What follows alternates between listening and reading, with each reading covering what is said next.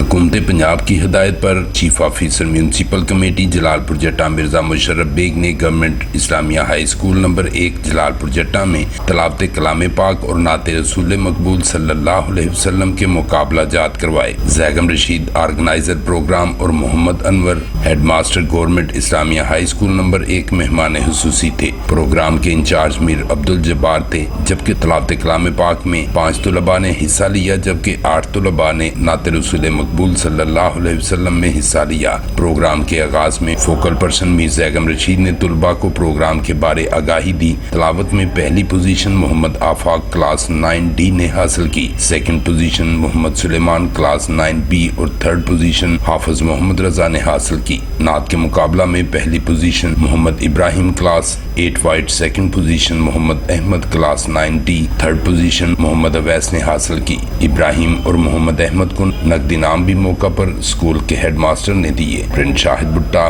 BB1 news Jalalpur जट्टा।